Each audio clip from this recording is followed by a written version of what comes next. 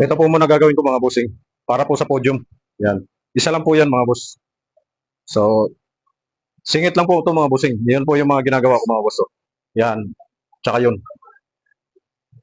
Laminate po ito mga boss. Urgent.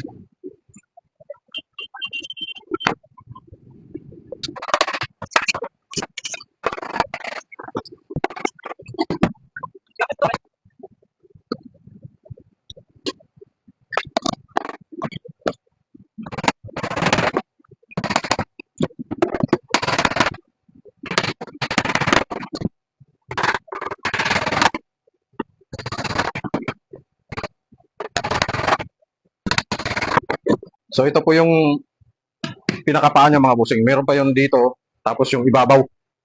So, hiwa-hiwalay po yun mga boss.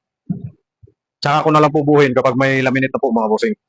Last na cutting na lang po ito mga bossing. Magiging kompleto na po lahat yan mga boss. Yan. Yung ginagawa ko. Yan po mga boss. Tsaka ito. So, last na lang po ito mga bossing. Hindi ko na po pinakita lahat mga boss kasi maraming tabas eh.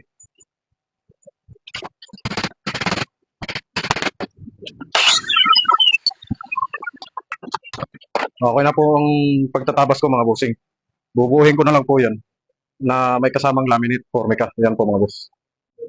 Ito po yung gagamitin ko na laminate mga bossing. Formica. Para magkahawig po yung kulay niya. Ito po yung kulay niya mga boss. Tira-tira na lang po ito mga bossing. Puputol-putulin ko lang po mga boss.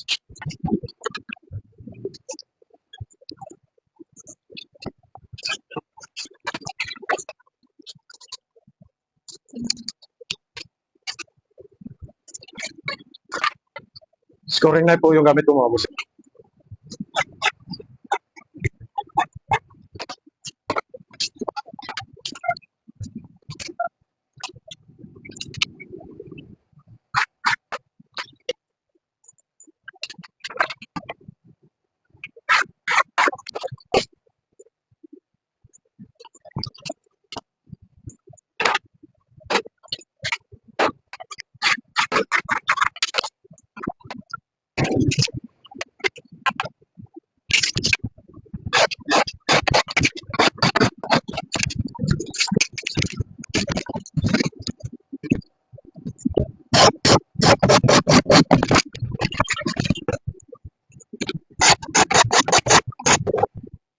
So last na lang po ito mga bossing, kompleto na po ako.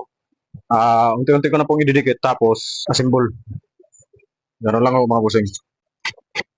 Hindi ko na po pinakita lahat mga boss kasi pare-parehas lang naman po eh.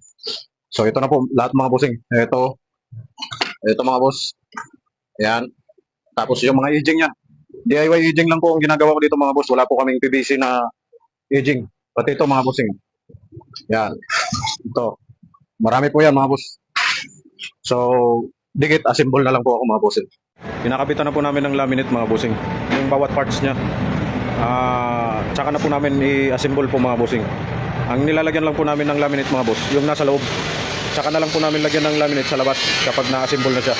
So, yan po mga bossing.